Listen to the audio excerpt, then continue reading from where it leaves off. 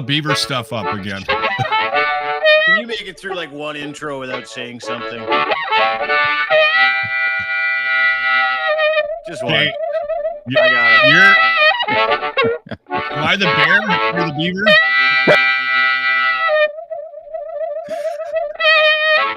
It'll be the otter. Definitely the top, though.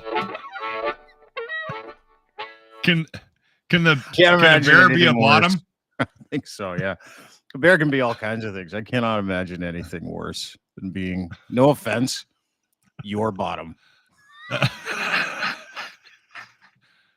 Don't even. Welcome to the show. My name is Dean. Don't knock it till you try it. I don't want to try it. I've been wedgied once. I'm good. That is Lochlin Cross. I am Dean. Nice to see everybody. We got a busy show today. We're going to talk about tips. By the way, just pissing rain. Tips on picking up your food. By the way, I got aggro again. I keep getting in fights when I go and pick up food, and I don't cook that much anymore. But now I'm in this like mode of like, really 20% to put it on the counter. Really 30%. It starts at 20, goes to 30. Are you fucking serious? On a $100 bill, you want me to give you $30 just for putting it on the counter? I was furious yesterday. Couldn't even handle it. We need to have a conversation about why you're so angry right now.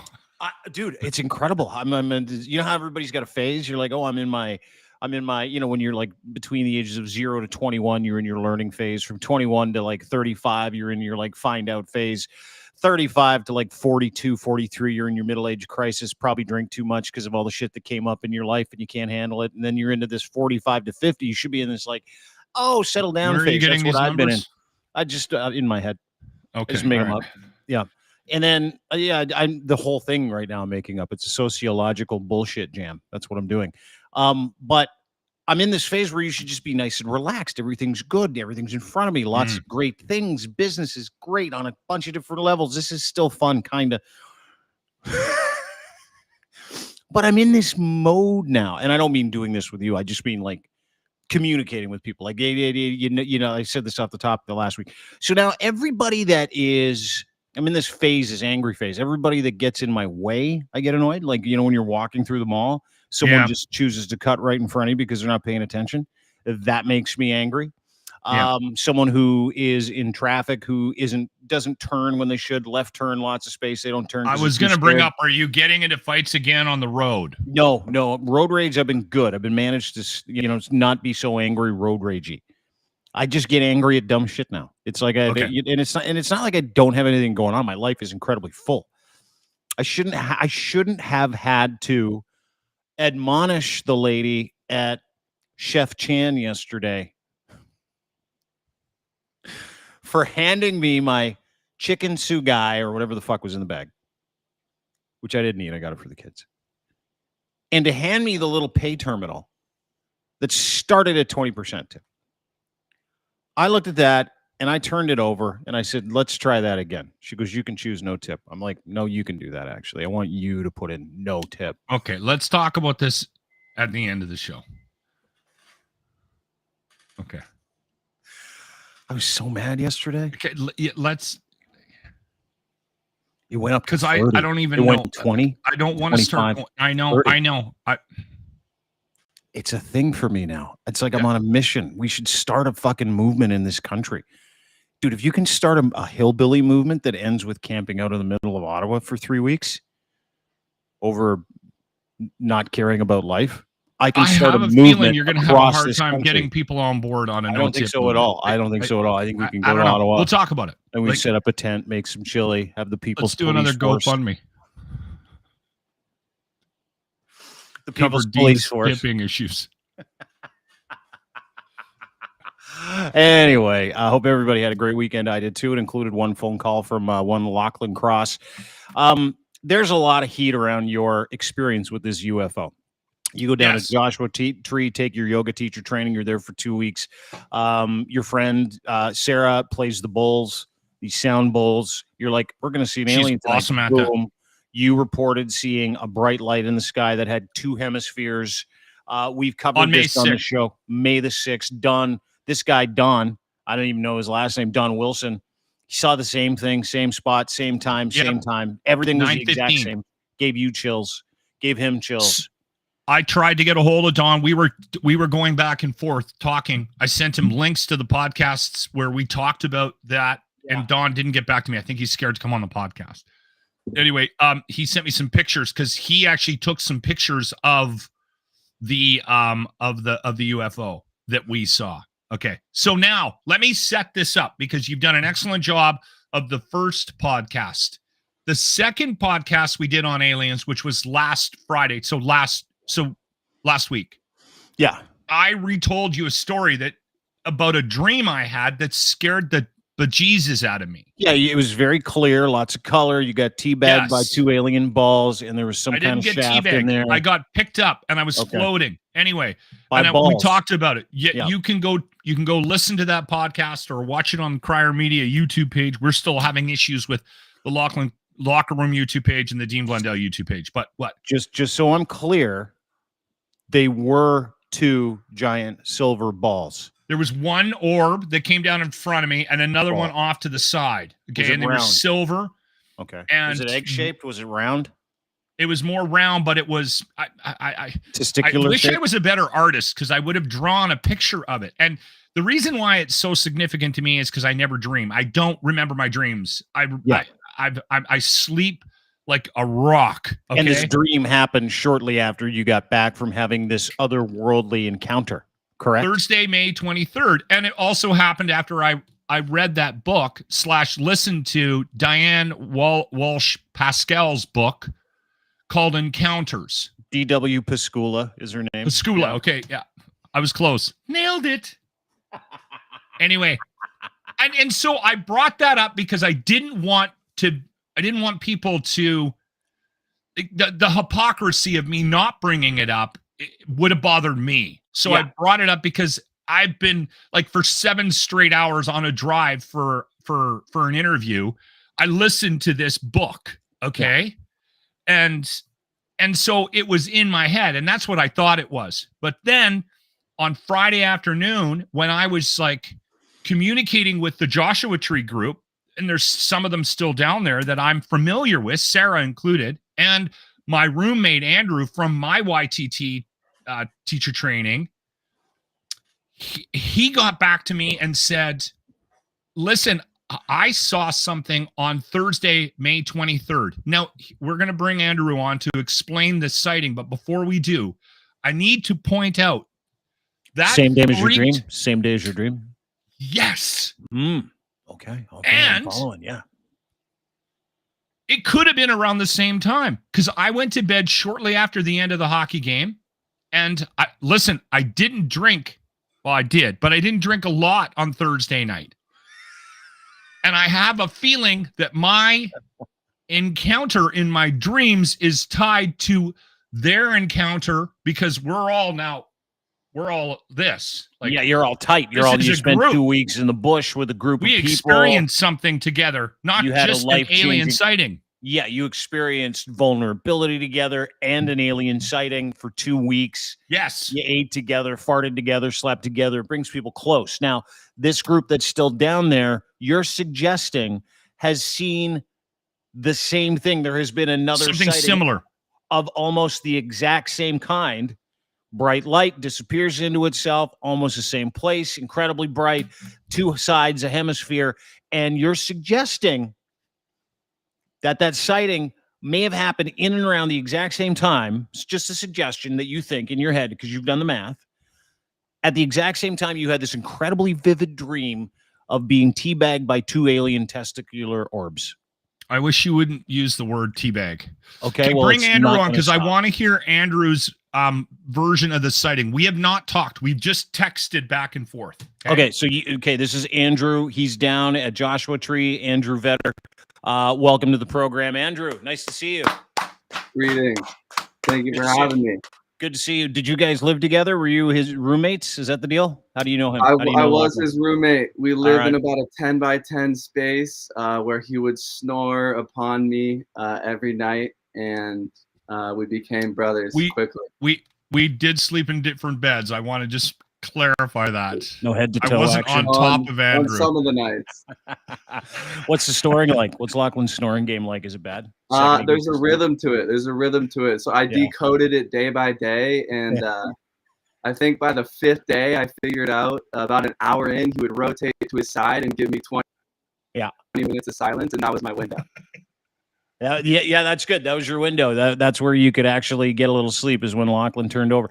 The other thing that works with a guy like that is if you hit him with a pillow, they'll kind of get disturbed and they'll stop snoring for a second. But you got to get to sleep inside like 3 to 4 minutes, Andrew. That's the deal. Totally. Or smother him. Smother the man. Yeah.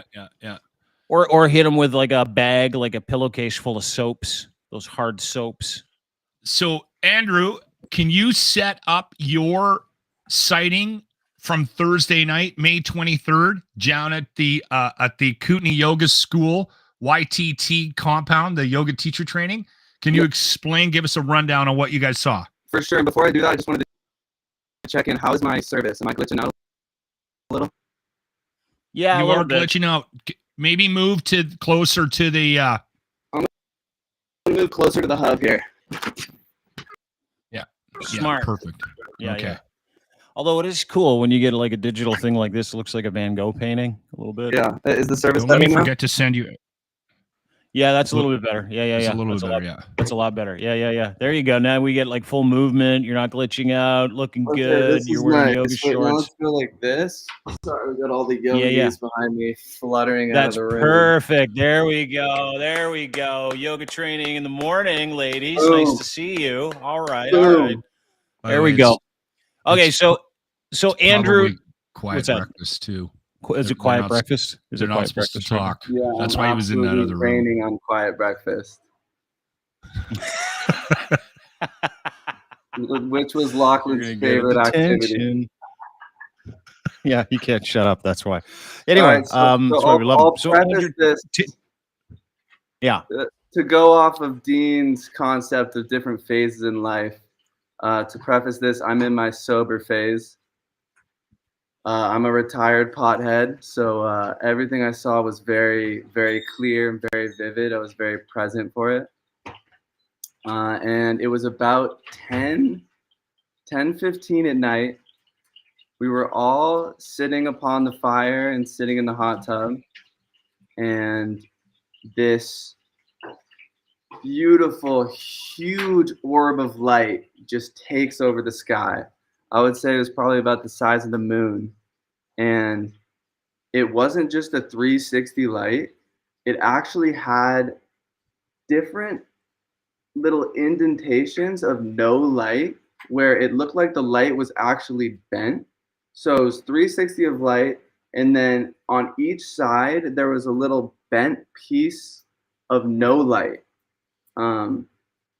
shooting out from each side. And we all just got dead silent and watched this thing as it slowly flew over everybody.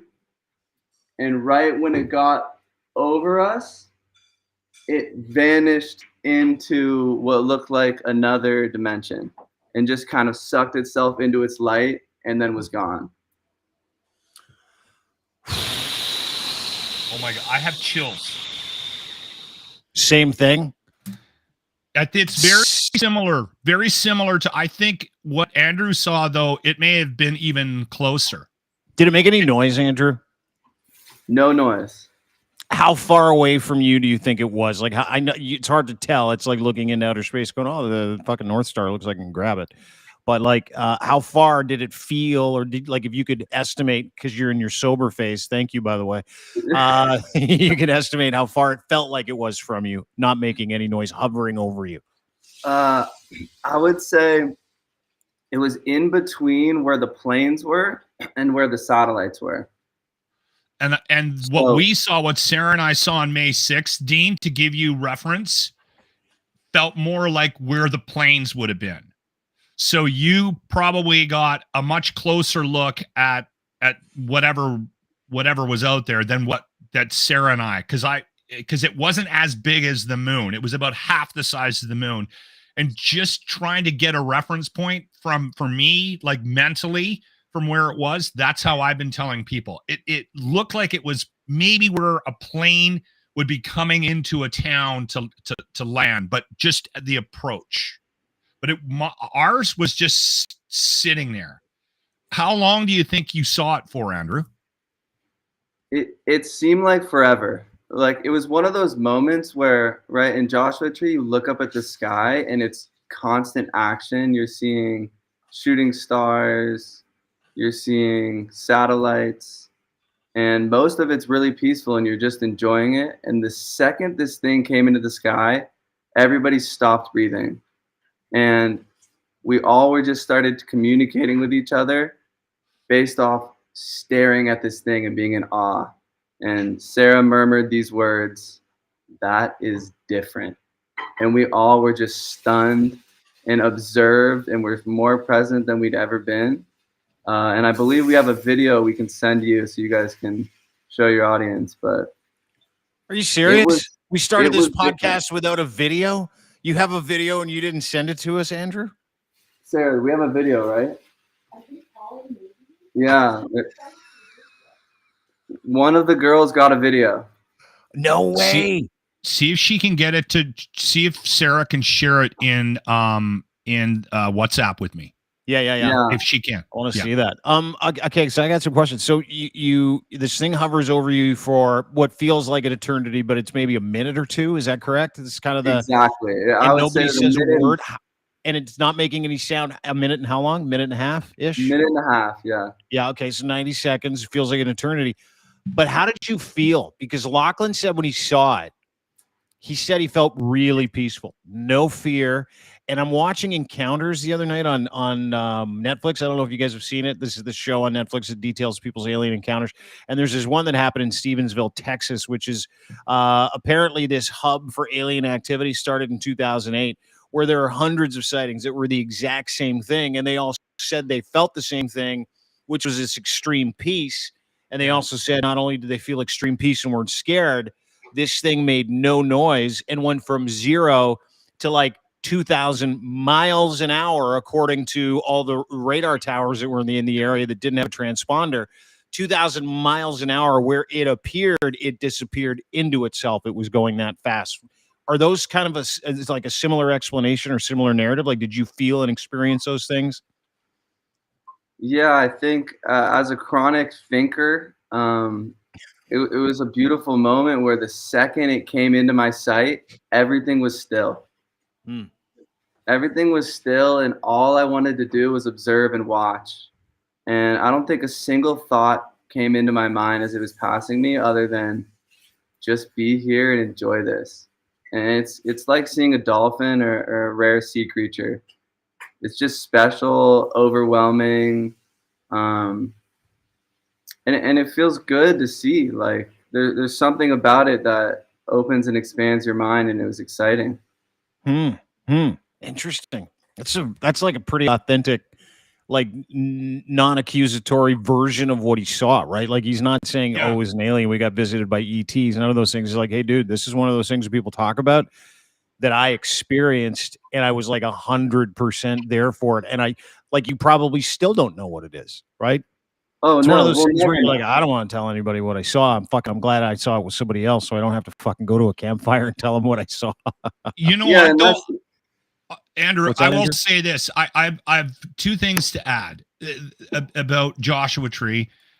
One, there's just something about that place. And again, I have people been asking me, how was it? And I struggle with the words to explain my 2 weeks down there. Right. And so I've sort of leaned on this.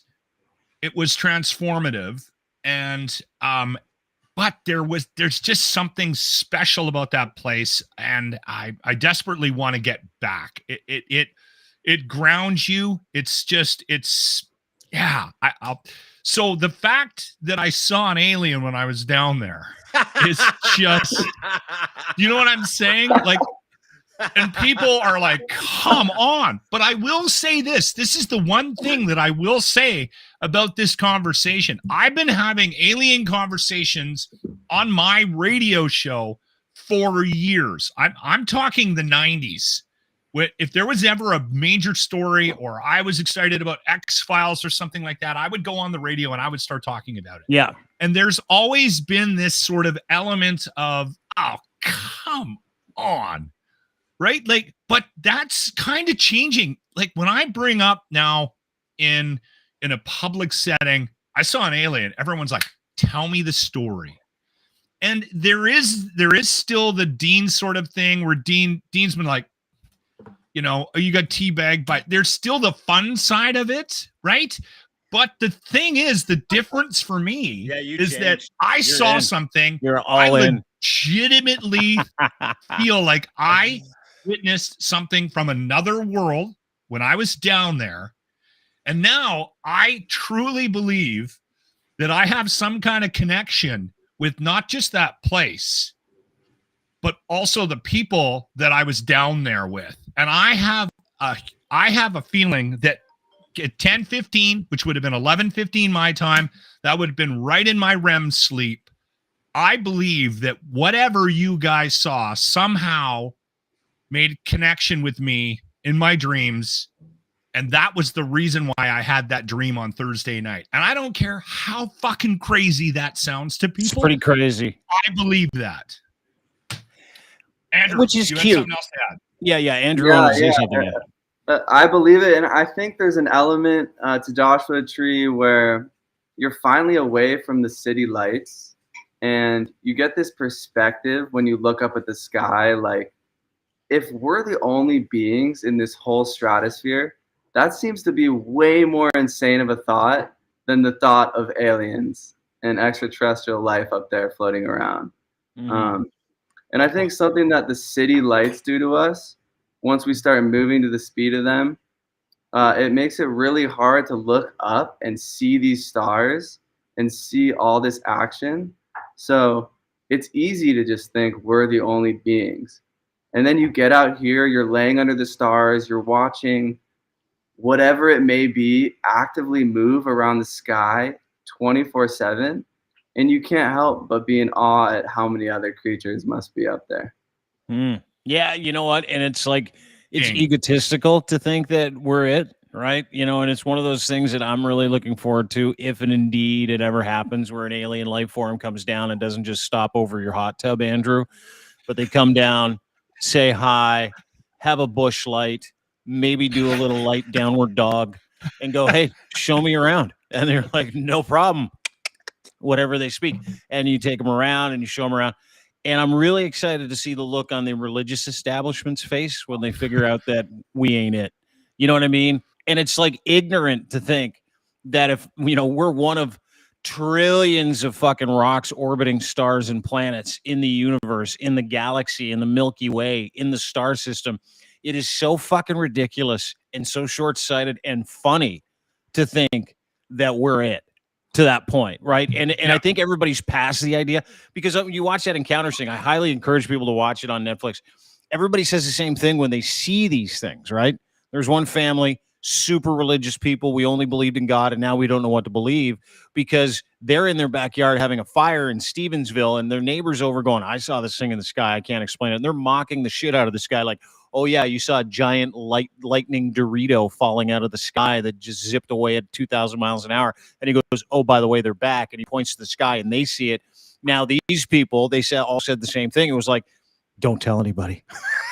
don't tell anybody what you saw. But to your point, that thinking or the perception. Can I just jump in here quickly? Yeah, but for sure. But the thinking and the perception of you're crazy if you say you saw something or you say you saw aliens, that's completely disappeared because it doesn't match any kind of sound reasoning, though, that we're alone in the fucking universe is my point. Dean, it hasn't completely disappeared yet. Like Don Wilson, who posted on his Facebook page, hasn't gotten back to me about coming on the podcast, right? Oh, he's afraid he's crazy. And he may never, because he's probably worried about the ridicule of, you know, for people that don't believe that there's something out there, right? Oh, like guys like me mocking you getting teabagged by aliens in your dream. I think you're having more fun with it. There's a more sinister element to it, Dean, that I think is subsiding. And I think with the conversation from the governments as well, like, hey, listen, we've been we've been investigating this stuff for years, and they're admitting to that now. I think that's also changing how we interact with one another when it comes to sightings like what I saw and what Andrew saw down in Joshua Tree. And I think conversations like this are also going to go a long way to quell the stigmatism around it as well. Do you agree, Andrew? Yeah, and here's the thing, guys, right? There's always going to be doubters. There's always going to be naysayers. There's an element to this where once you start to speak about it, it almost starts to sound like woo-woo. So it's really just for the people who have seen it and felt it. And there's no possible way that we're the only people in this huge universe. Mm-hmm. And that's exciting. And if you want to believe we're the only people here, all the power to you. It seems a bit limiting and boring to me, quite frankly. But yeah, I think the cat's coming out of the bag, and people are starting to see it and talk about it, and be more comfortable talking about it too. Totally. Yeah, because everybody else is talking about it, right? You don't feel like kind of a kook. Like when I saw Ogopogo as an 18-year-old, 17-year-old, I remember thinking, I wish Mom can't wait to tell everybody about this. And my dad, a sea creature in the Okanagan. I saw it. It's big and it's scary. I saw it swimming. It's huge and it freaked me out. And my dad, we get to the destination we're going to. My dad's like, we all saw that, right? And I'm like, yeah. He goes, don't fucking say anything to anybody. And I'm like, what are you talking about? Dude, we just all had this incredible experience. You stopped the car and started screaming, look at that. And we all saw it.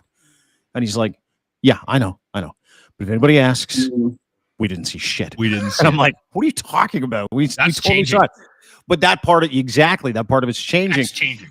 Because of experiences like this where people can go like online and say, hey, I saw this shit. It's not like back in the day when newspapers would print it and like 10 guys with black briefcases would show up to your house and go, you didn't see a fucking thing. Right to that point, but you are recounting your experience is the exact same experience that Lochlin had. Were you a UFO guy before this? Like, were you one of those guys like Lochlin is, where he's like, I love the topic, love having a conversation about it, or was this kind of out of left field, out of nowhere, or are you one of those guys who smoked enough pot in your life where you're like, fuck, anything's possible? I don't know. I definitely wouldn't classify myself as a UFO guy. But I would classify myself as being open to possibilities. And once I saw this and felt this, it was a clear moment in my life where I became sure that we're not the only people here. And it was different. It was different. It felt different. And I'll never forget that moment.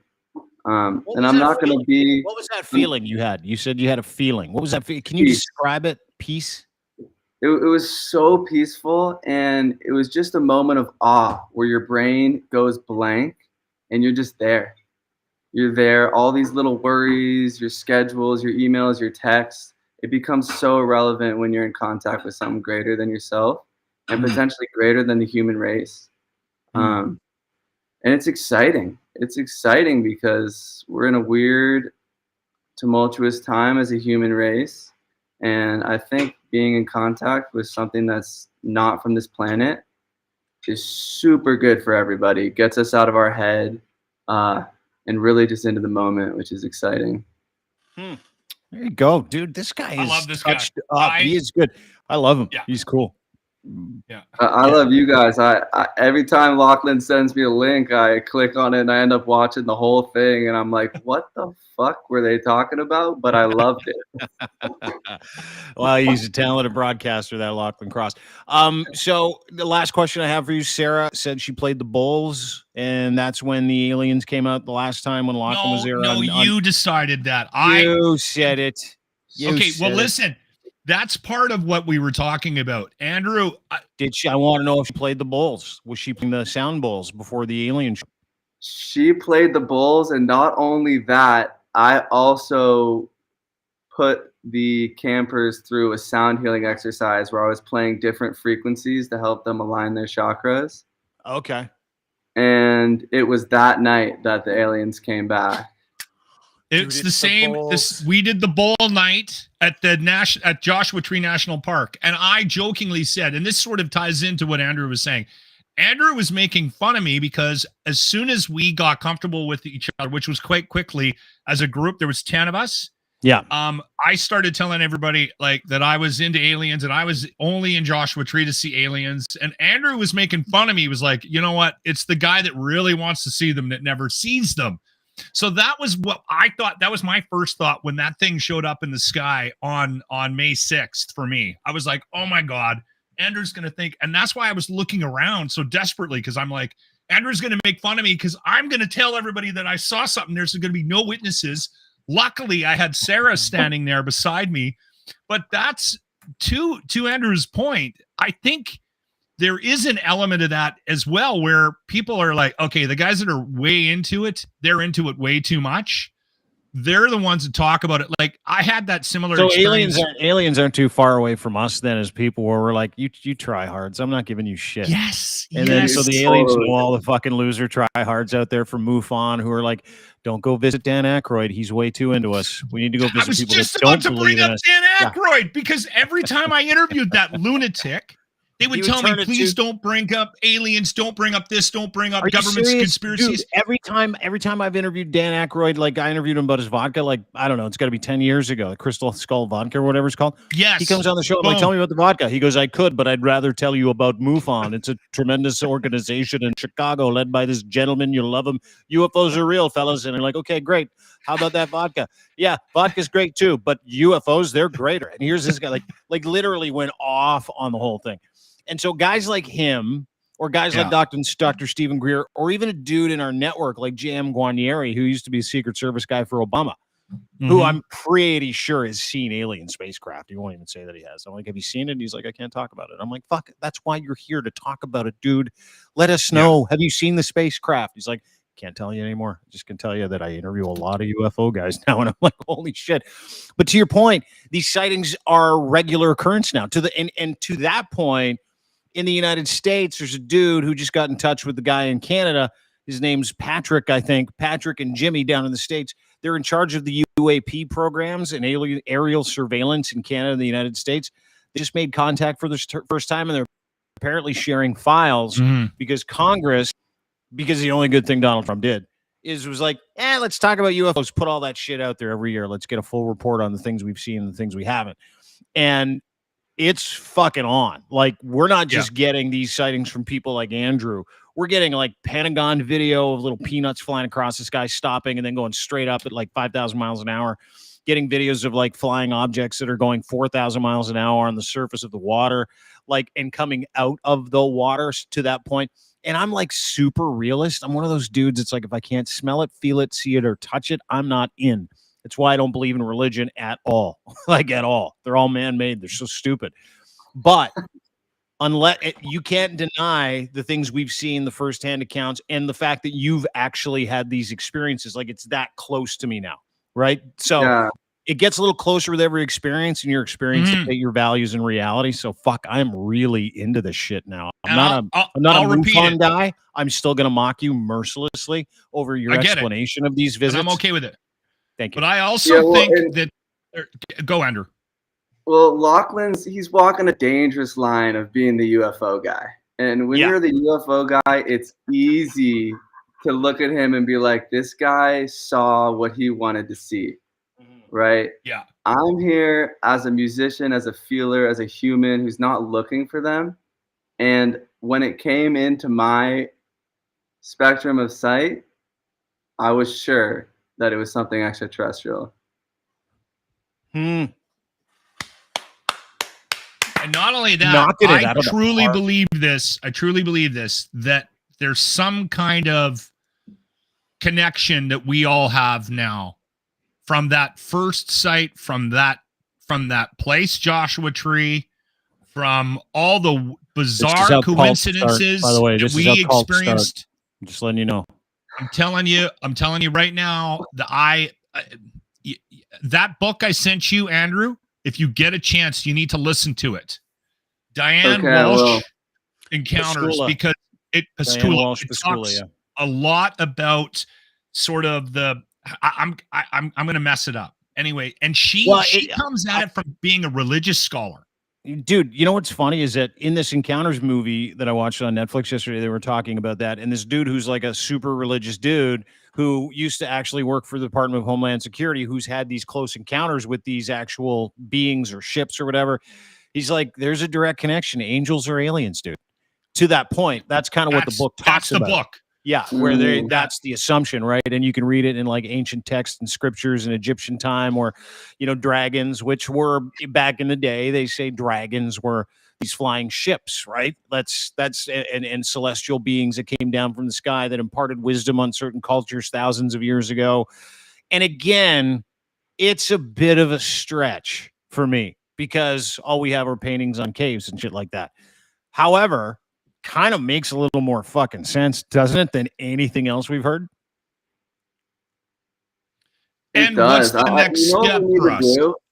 The next step is we get Lochlin in touch with the guys from Ancient Aliens. Have you guys seen that show? One of my favorites. Yeah. Ancient Aliens and Ancient Apocalypse. Done by the same people. So good. These are your people, Locke. Yeah. I gotta hang out with these people. Yeah, for sure. Got to hang with these people. All their hair is like statically charged by the aliens. They can barely sit in a room and talk. They're so hyped. I think he would fit in better there than he does here, Dean. I'm just afraid that he's going to become like Tom DeLonge from Blink-182, who like quits the band and just goes on this full like alien hunting Tom mission. and I are like this. Like that's what I'm afraid. Yeah. Tom DeLonge. He totally quit Blink-182 because he's met with Stephen Greer. He did take some time.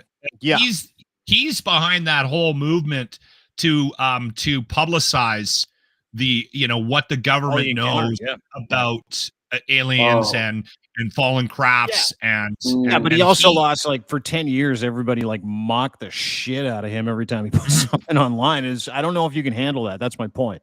Like, if you're gonna be the UFO guy, the new UFO guy, if you're going to switch careers to go, fuck radio, I'm done talking about pop culture and studies about the world's biggest hamburger. I'm going full on aliens. Full alien. Like, just dig into it like Mad Mike Morgan or whatever his name is. Dig right into it. So, just be the guy is my point. I got a quick story about Tom DeLonge.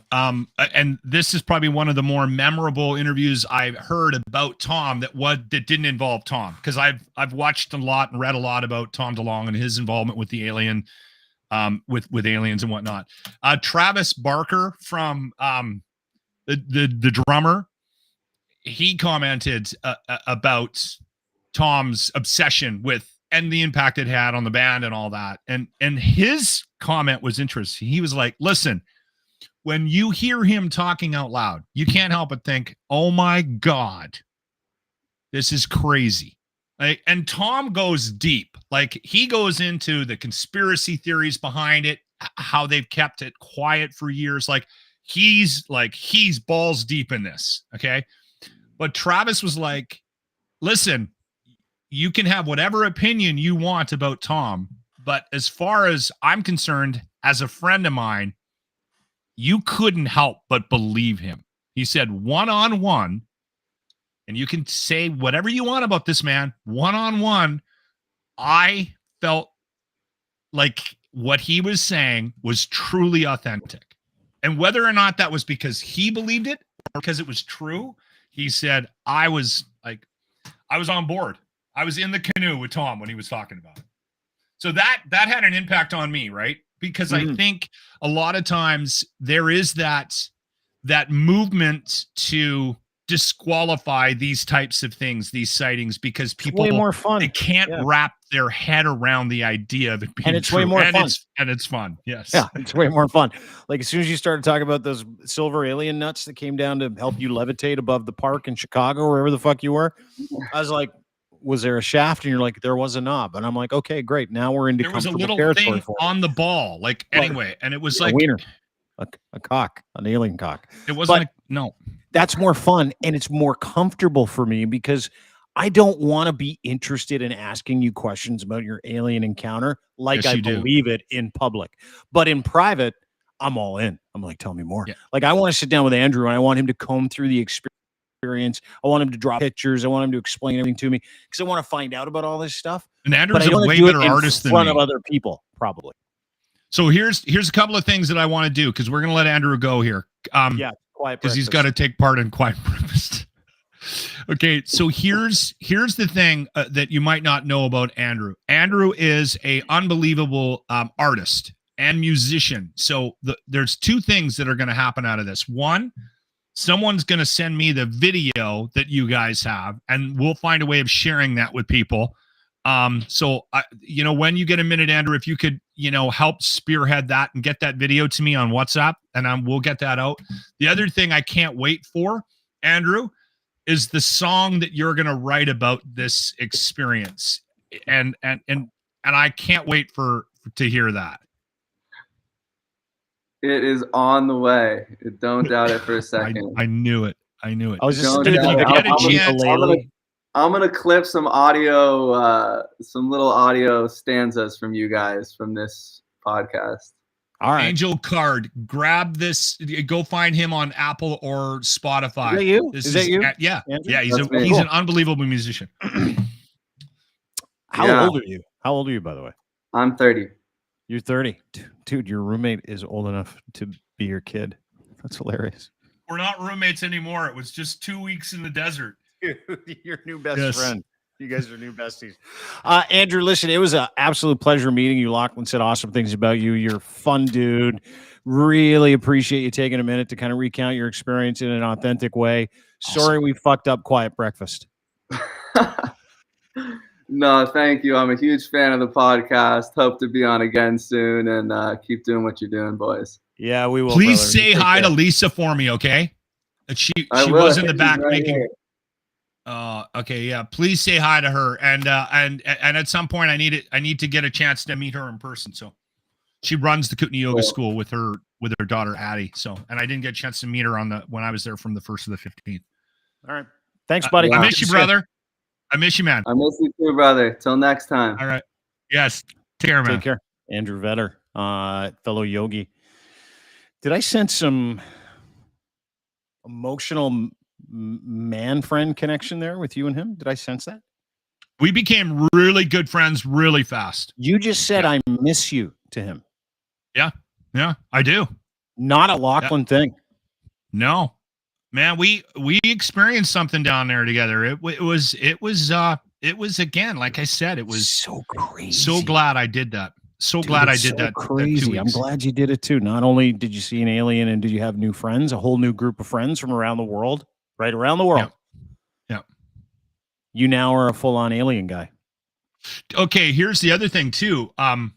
With respect to that experience, Andrew, he's there doing some work for Kootenai Yoga School now because of his how great of a musician he is, and his connection with sound and healing and that kind of thing. So I'm so proud of the fact that he's found sort of a path in this community, and that I think it's going to be very beneficial for him and for people that get a chance to experience what he does. That's amazing. But the other thing about Andrew that I don't know if I mentioned, he's a surfer. So he lives in San Diego. He lives just off the water, and he teaches people to surf.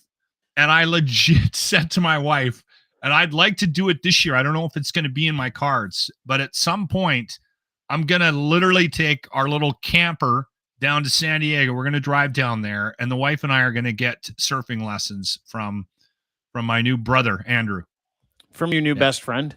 And I'm not even kidding you.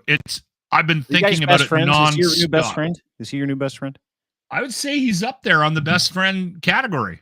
Yeah. Isn't that incredible? He's a great kid, man. What a change in Lochlin Cross. He's got a best friend who's a man. He says things like, I miss you to his friends. He's admitting to seeing UFOs in the sky. He's admitting to being an alien portal. I saw a UFO. Listen. I know you did. I know you saw an unidentified flying object. I know you did. I honestly believe this now. After going through what I went through with that dream last week, and then hearing that they saw something that could have been at exactly the same time, I truly believe that we have some sort of connection as a group now. I believe that. As crazy as that sounds, it's like those dudes from Alive that crashed in the Andes in their mountain and ate their friends. It's like they've been best friends forever. Sometimes I They are. really dislike Like, your hey, Bob. analogies. Hey, your Bob, how you doing? metaphors. I'm pretty good. How you doing today? Good. You know, we share a bond. Right, that. What's that? Yeah. Terry's gluteus maximus. Not many people have done that, huh? Nope. And Jerry's forearm. Yeah, you shared those guys shared what could only be described as the world's most horrific experience, but it's a life-changing experience, right? They're When connected. they're connected. Thanks for destroying Yeah, you're welcome. my quick lovely question. story. Oh, it's a beautiful story. I just wanted to add a little postscript to it. So, we're in, and this is maybe why the aliens are coming, is because they see the world kind of going to hell in a handbasket, wars, rumors of wars. Yesterday, France and England both announced that they were considering conscription, mandatory conscription. They had that in we're Israel. Getting back into the war footing on a general basis. Usually in wartime, conscription can happen, right? Happened in the United States to Vietnam. Fuck, it's like crazy to think. You and I are far too old to get conscripted, so like we're good.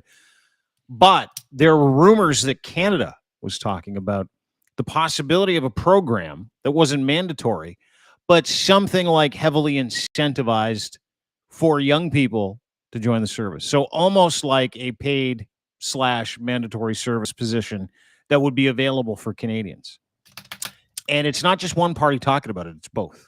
And the reason why everybody's talking about it is because Finland does it. All the Baltic countries are now doing it. England and France are considering doing it because of the threat coming out of the East, which is Russia. You see it happen today.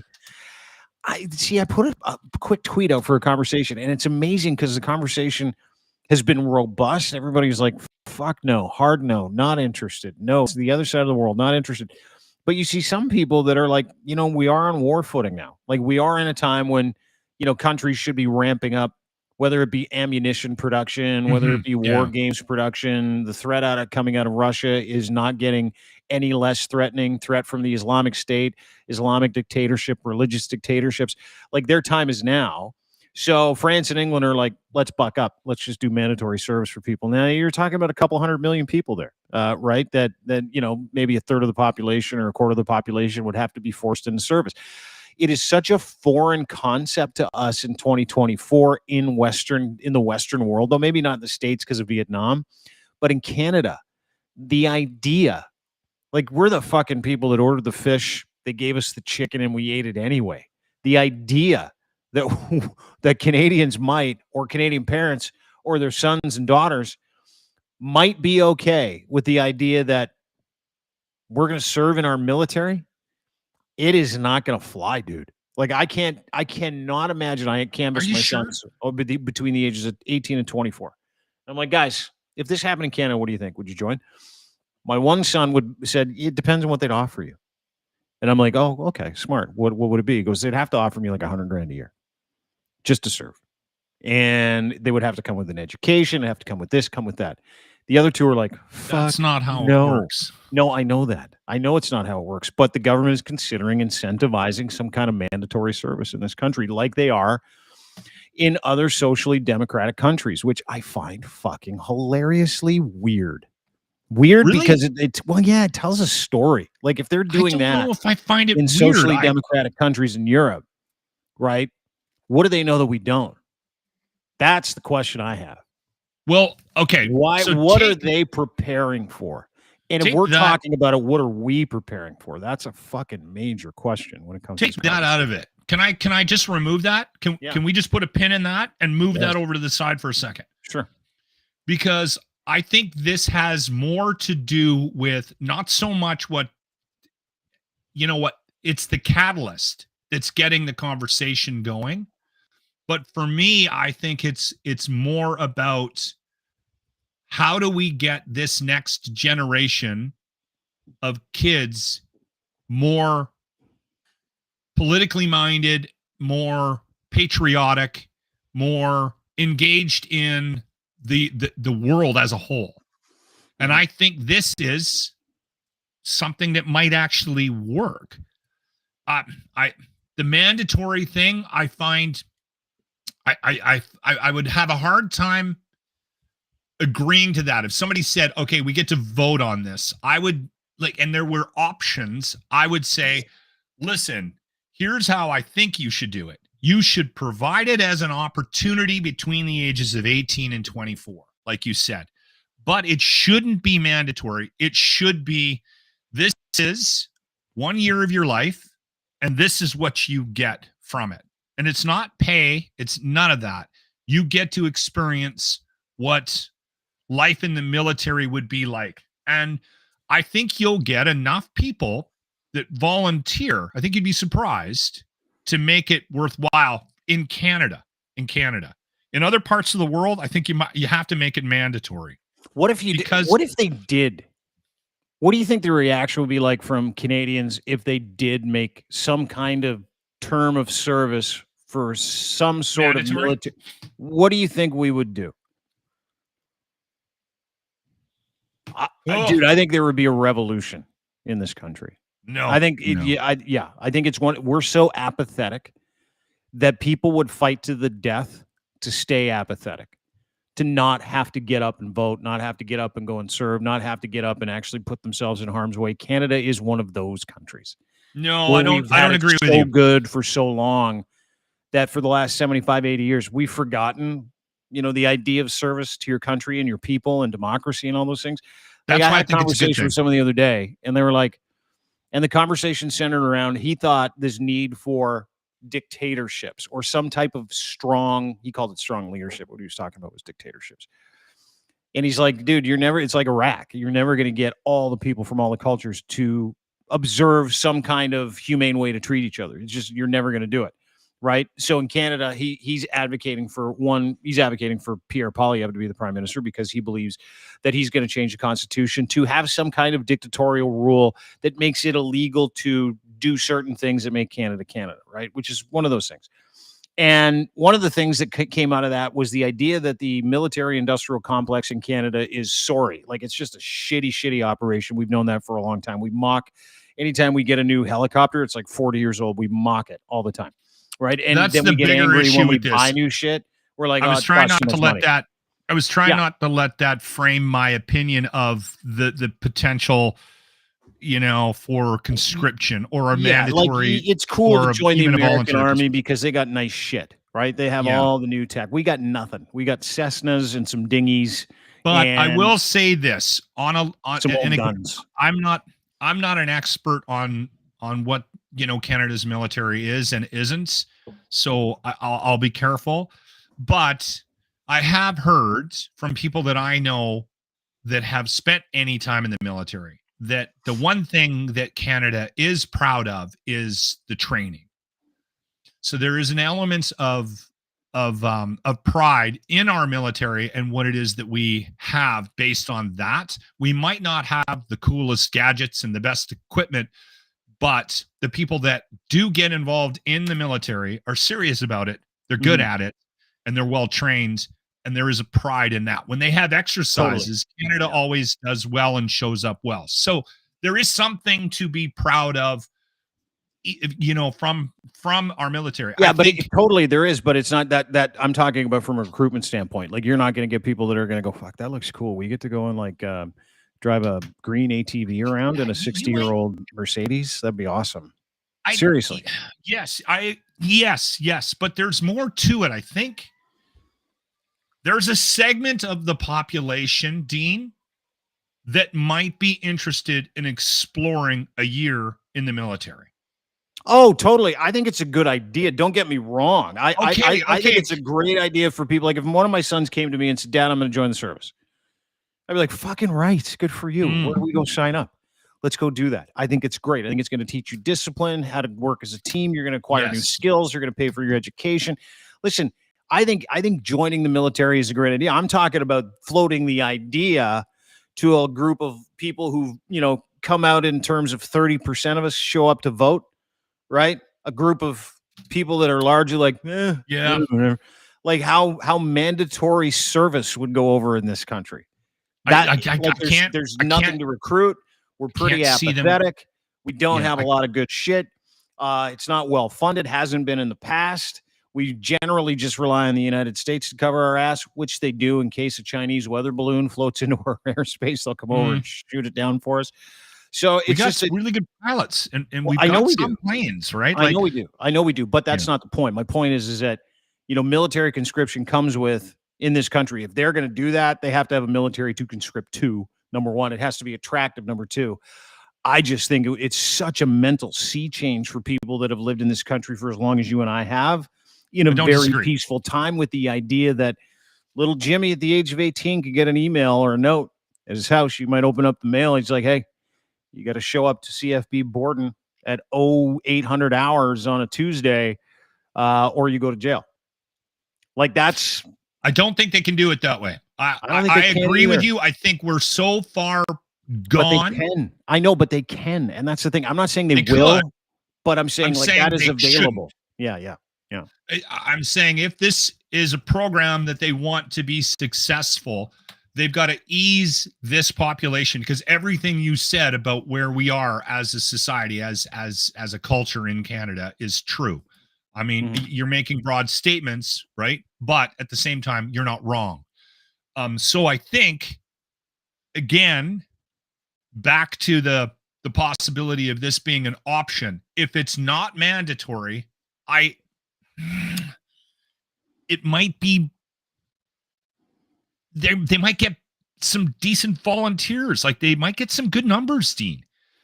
I hope if it's an option, when you're 18, take yourself back to when you were 18 and the world was your oyster and you didn't know what you wanted. We're young, impressionable. Dad wants you to be an electrician. Complex. Yeah, and you're like, fuck that, I want adventure. Mom was like, you're a great painter. But you really like cars. Maybe you want to just take a year to yourself and go join the military. And dude, I don't know, it might one of my work. Best friend's sons joined the military. Spent 2 years driving dignitaries around the streets of Baghdad, got put into a couple of hot zones, came back, loved what he did, still loves what he does. Same age as my son, 24. And just can't get the idea that he's a professional soldier out of his mind. Loves it, lives for it, thinks it's the greatest. When he's not in service, he's off doing security detail for other people because he loves the lifestyle. To that point, young dude, loves the action, loves the, what comes with it, loves all the gadgets, loves getting dressed. He loves it. It's a great idea. It's a great idea for people. But people are not, this isn't like the fucking year 1930 anymore. It's not the 60s. You can't, it's mandatory though. You cannot, we're so progressive and selfish that there is no way people that are going to get that thing that's a mandatory service, it's not going to make this country look like just a bunch of hooligans. But the thing that scares me is why we're talking about it. Because, to have the conversation about conscription mandatory service in this country, even just a conversation, it's not, is it good, is it bad, how will we react? It is, what is the purpose? What are you driving at? What is this country worried about that they're not telling us? What is the United States worried about they're not telling their people? What is England and France, who've openly talked about tabling a bill to make mandatory service in that country mandatory for people between the ages of 18 and 24? Why are they doing that? That's what keeps me up. Not the idea that it might happen, because we're too old. We're not going to go unless they want like a systems engineer or like a Good Morning Vietnam kind of radio guy, which you and I would be great for. Yeah, we'd kill that. But I have a theory. It is awfully concerning at this point, is my point. And I think we all should be concerned. And I think that's actually part of it. I think there's nothing looming behind behind some wall or whatever that we don't know about, that they're not telling us about. That there's no pending invasion, Dean. The Arctic. I think they'll come through the Arctic. Nothing's going on. What I think's happening is people who are a lot smarter than you and I, who are looking back at history and how things have happened and how we're repeating our mistakes, right? And these paths that we're on, where these leaders, these what's the word for it? What people talk about Trump, the type of leader he is. Autocrat, dictator. Yes. Dictator's too hard. The one underneath of it. Autocrat. Where there's an autocratic sort of progression in politics in Western civilization right now, we're kind of leaning on that. Mhm. We're pushing back on this woke culture again. I hate that term, but we're pushing back on that, and we're leaning into these types of things. The fact that we're having this conversation is a sign of it. So I think it's fear, but I also think that people who are historians and people who are experts in what has happened to us in the past and the mistakes that we've made in the past, and how now we're duplicating a lot of that in today's day and age. We're like a Cuban Missile Crisis away from everything going from shit to fuck. Mhm. Right? And I Quick. don't think that's too over the top to say out loud, or am I wrong? I don't know. I think that's your perspective. I don't know if you're right or wrong. I think, right and Look wrong at is where we're dictated at, by though. your experiences. Yeah. Look at like the Middle East, Russia, China. Just look at there's a reason why these conversations are happening. Yeah, there are. And it's not just the Middle East and Russia, right? China, they're doing drills in the Taiwan Strait, apparently going to take out Thailand or something like that. They're going to head back in there. And there's a real push and pull, right? I think the difference that you see today from when we grew up, like we grew up in a very peaceful time. War was like, so glad that's over. So glad I never lived that. There was a Cold War thing in the 80s. I remember, Yeah, 80s, I remember that 90s. tension a little bit, but not. Yeah. And then Gorbachev came to town, and he's like, let's stop being communist over there. It wasn't Let's let people run out of oppressive, the country. right? No. And then the Berlin Wall came down. There was a World War II relic. Obviously, Russia took half of Berlin when they split. So that was East Germany, belonged to Russia. No one grew up in that time when Germany was two countries, a Russian country and a German country. On the Russian side, they were held in by a wall, got shot if they tried to go over it. Full on communist barbarism. That's where Putin cut his teeth. But it's like a popular notion now, right? Dictatorships, fascism is a communist notion with people. And that's, I think, literally why you're hearing about mandatory service. It is the same. And as you pointed out, history dictates today. I mean, they had a Nazi rally that sold out Madison Square Garden in 1937. Sold it out. People showing up in Nazi memorabilia, regalia. Same thing when you see like a Russia flag in someone's Twitter bio. Same thing. It's exactly the same thing.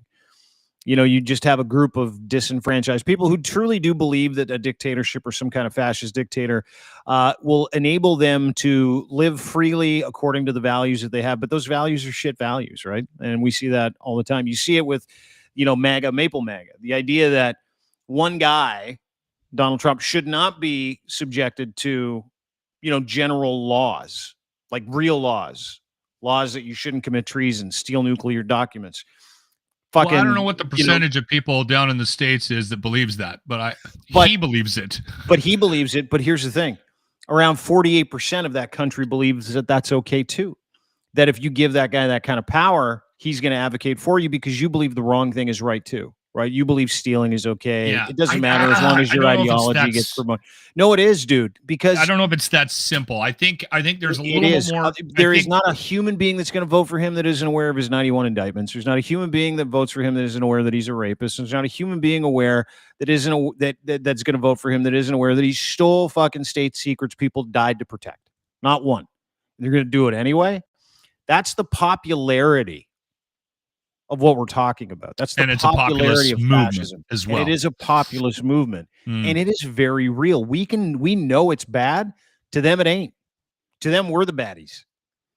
Well, progressive people are the bad people because we're telling them they need to be better, and they don't like that. They say they have the ability to be as selfish as they want, and that's the representation of those values at its apex, which is MAGA and Maple MAGA. So, like we can tell them they're wrong and laugh at them all you want.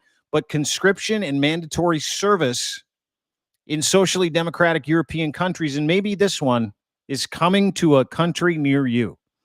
So here we are again. If history dictates our present circumstances, we're fucking right there. It is 1937 all over again. There was a shooting at a Jewish elementary school here in Toronto yesterday. You hear about that? Yeah. Some people came around and shot up a Jewish elementary school. Not only that, F off Jews, swastikas, schools that are walking around in schools, universities, high schools where Jewish kids are getting their asses kicked again like it is 1937. That's wrong. That's wrong. That But that is whole why thing, mandatory service is happening. I hate jumping into that conversation because that whole thing is a complete That's a mess. different conversation. What's happening in the Middle East right now? But what's happening here as a result of that no way of being fest. right. There's no way. But what's happening here as a result of that shit fest is we are literally considering forcing people into the army because some people in certain positions, as you pointed out, look at history and go, here we go again. And those are the markers, right? So when the next time you see a Pierre Poilievre conference speech, the next time you see some kind of political rally, and you say that both sides are looking at this as a potential option. Like, let's say Trudeau pulls a horseshoe out of his ass and has a win as well. You can't blame the possible conscription on one side or the other. I think I'm not blaming anybody. I'm just saying that the way we are using ideas today and ideologies today against each other, that quiet war is becoming very public, and it is starting to become material in a way where your sons and daughters are going to get forced into service to fight for ideas and against ideas. And these ideas that we have literally exist in politics today. So if Pierre Poilievre wants to do conscription, he'll do conscription for the purposes and reasons and countries that he wants to work for and with. Justin Trudeau, exact same. I mean, the purposes of this, I'm glad it's not going to go away. I'm glad you framed it with respect to a battle of ideas, because that's what we're dealing with. That's why I always get a little twitchy when we start having conversations about why we're at where we're at and what party represents what, because I think it's very, very complicated. And we've proven that by trying to figure out what the hell is going on in the States with Trump. But there is a major push back on the progressive ideologies in the world that we live in, especially in the West right now, and for good reason. And I think I'm getting the sense, I'm hopeful, because as somebody who is like fixed immediate, like very, very like fundamentally in the middle, and sees both sides, sees the strengths and weaknesses of both sides, because I'm wildly intelligent. And I've been downloaded a bunch of information from Alien Life, and I'm now a portal. Yeah. This battle that we're having right now, you nailed it. It's not figureheads. The figureheads of it, yes, are causing confusion, and they're a lot of times misrepresenting one side or the other, because you can't say that you can't comfortably in a conversation, regardless of where you are in the world, go, yeah, I believe everything that Trump says.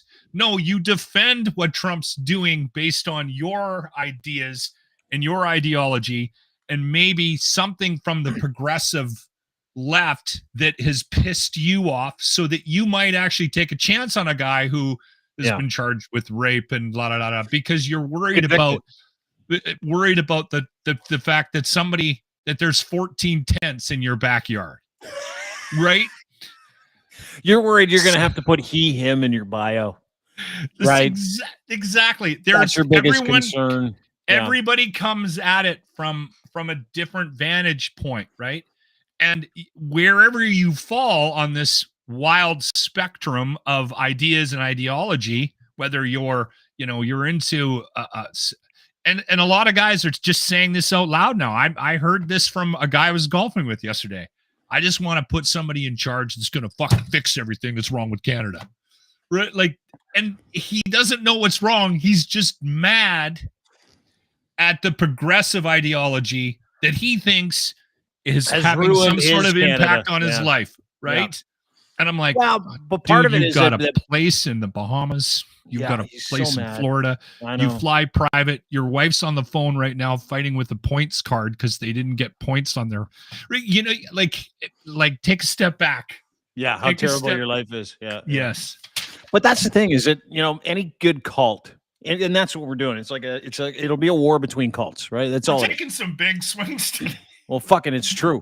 Any cult that tells you this is how a cult predicates itself. Starts off with one guy. Anybody can start one. Fuck, I could start one if I wanted. It's so easy to do. An alien cult as soon as we get off this podcast. Clearly.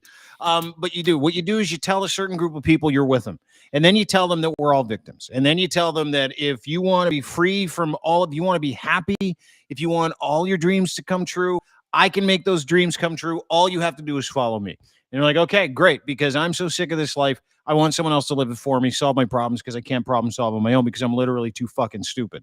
And so these cults grow in popularity because people go, oh, my feeling brain feels really good about myself because I'm part of a community. I'm active.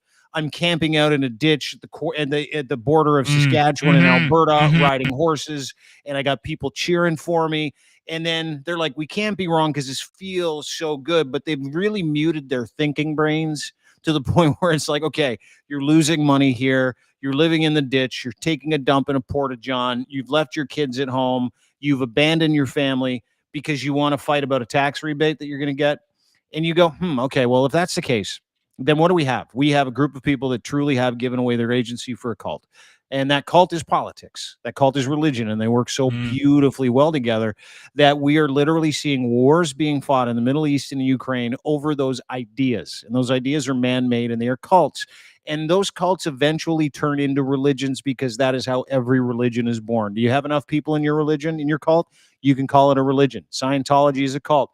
It has religious status, tax-exempt status. Every single religion in this country does. If you get over 200 people, you yourself can apply to become your own religion, and you yourself can enjoy that atmosphere of dumb people believing everything you have to say. You can take their money from them. You can take their agency from them. You can make them do things like go and camp out in Richmond, Saskatchewan, like Romana Dadula is doing with all those fucking freaks from her little gathering of assholes that don't think they have to pay their taxes or their water bills and think that the government of Canada belongs to this Filipino immigrant who looks like the fucking missing link Lucy. So if we're going to sit here and have a conversation about how easy it is to start a war by starting to, curate mushy-brained people into thinking you're going to solve their problems, that's where you start. And so you've got a bunch of people in Canada that are going to vote for some asshole named Pierre Poilievre because all he's done for the last 2 years is tell them he's the only person that can solve their problems. And so the fucking fascinating part is people then invent problems for themselves. And they say, you're right. You're right. My life does suck. I hate me and I hate this. So I'm going to give you my money. My money. I'm going to give you my rent money. I'm going to buy a flag. I'm going to show up to an event. I'm going to cheer for you and give you my time at the age of 60 years old that I will never get back to this jackass and his friends because I don't want to have any part in any agency in my own life anymore because I'm just too fucking tired or I'm just too fucking stupid. Yeah. And that's, no, dude, that's everybody. That's everybody that shows up to any political rally. I said that on Twitter the other day. You show up to a political rally, you give some fucking guy your money, some woman your money to sit in front of them and have you to tell you how much your life sucks and how awful your existence is and how that person is the only person that can save you. You, my friends, got suckered. You're in a fucking cult. That's all that is. Period. End of story. Yeah, but there are a lot of mistakes being made, and that I have a lot of problems having these conversations because I don't necessarily think.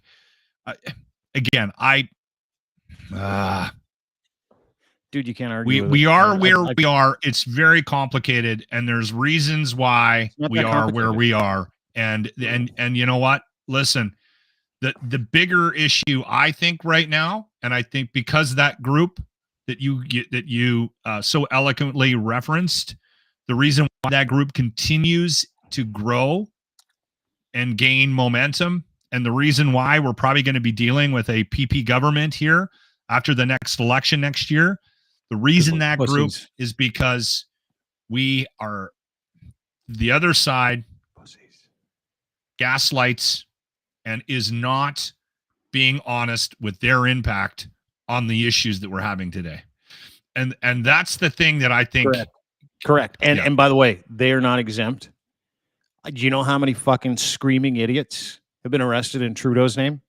Lots. Dina Sharif comes to mind. Do you know how many fucking morons believe they're like warriors for children's sexuality?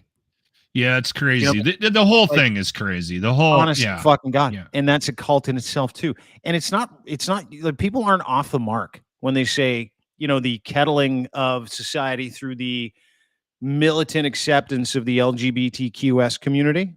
They're not wrong when they say that's a religion too. They're not wrong. They're not wrong when they tell you that if a group like that, which decries abuse, which some people in that group walk around abusing other people in the name of abuse, that's a fucking religion too. That's a cult. Anytime a group of people tell you to have a better world, you got to go hurt the other guy or the other people, you're wrapped up in something pretty fucking gnarly. That's my whole point. Yeah. Yeah. No, Doesn't I'm matter just who it looking up the definition of religion. The belief in and worship of a superhuman power or powers, ideas about the relationship between science and religion, particular system of faith and worship, Look up the a definition pursuit of interest of faith. which someone ascribes supreme importance. Dictatorship. Yeah. Yeah. Look up faith. So it's not wrong for you to make that parallel draw a line between politics and religion. Totally is. You know, Same thing. Same triggers. Same it need. very is. Same It very needs. much is. Yeah. But again, I think we are where we are at now based on it's crazy times. And I think, to bring this full circle, when you brought it up that there's a conversation about conscription, I was like, of course there is. Why wouldn't we be talking about that right now? And then I had to go, I had to dig because I didn't read about this before you hit record on the podcast. I know. I wanted to dump it on you because you're a big military proponent in this country. You have family that served. I have family that served. We both do, but we're both incredibly selfish and like our lives. And I'm like, fuck, I wonder what Lochlin would think of mandatory service for Canadians in this country. I got to be honest with you, based on where I was when I was a kid. I was pretty dead set on getting into radio, but I went down and I talked to a recruitment officer. They turned me around. They said I was too stupid. They literally sent me home back to Yak. I was in Calgary and I went there with a buddy of mine. My buddy got in and he went and he spent his life in the military. And they told me I was too dumb. So that was grade 11. So I was 16, 17 years of age. Yeah. Him and I got a hotel room in Calgary. We drove to the recruitment office. We met, did our interviews. He got in. You're too dumb.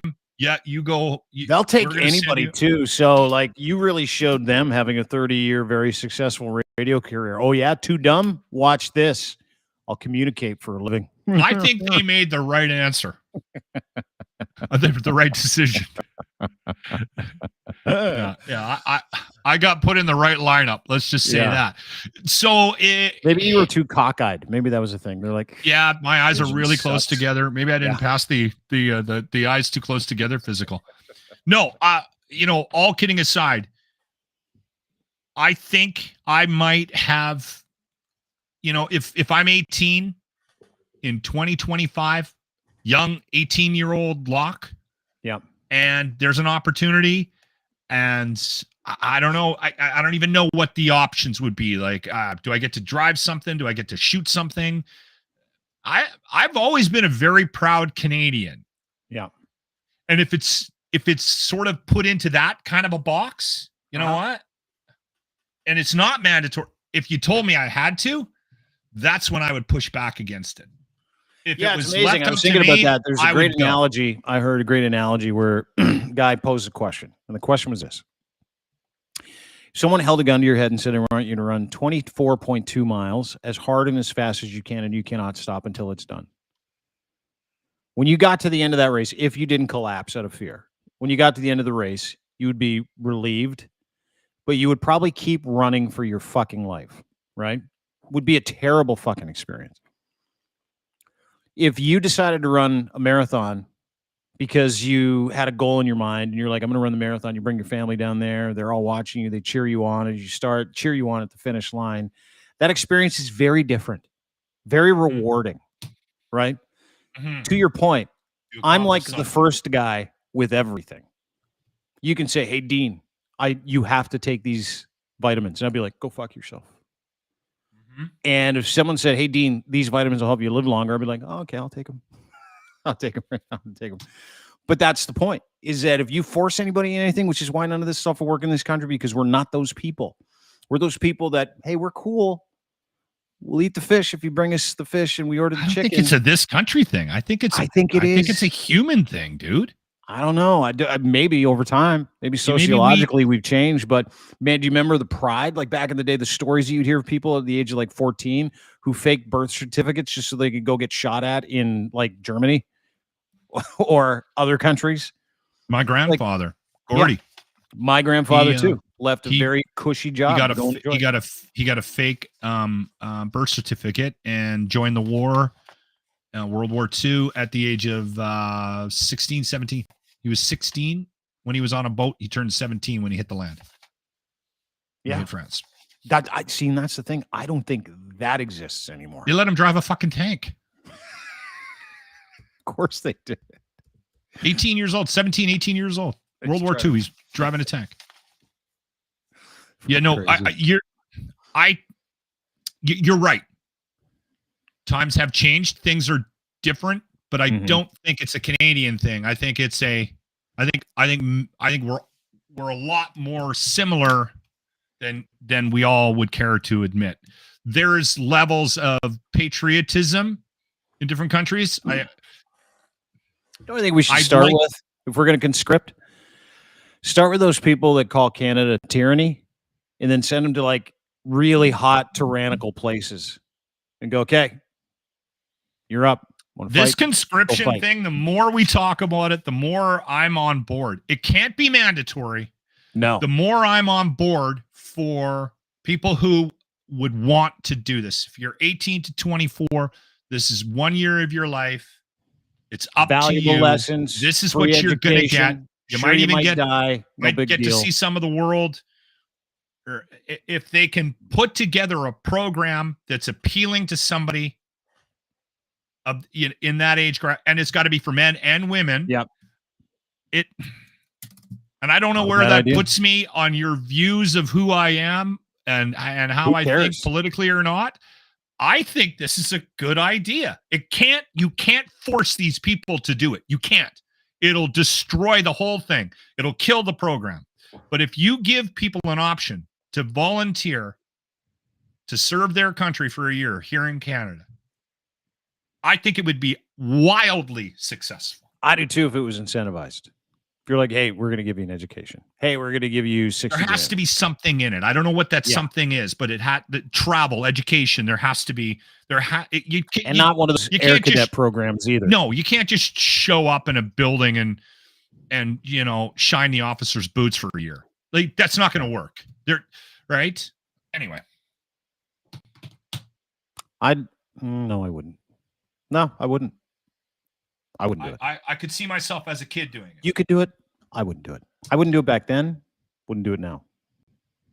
I would have. I know you would have because you're a fucking better man than me.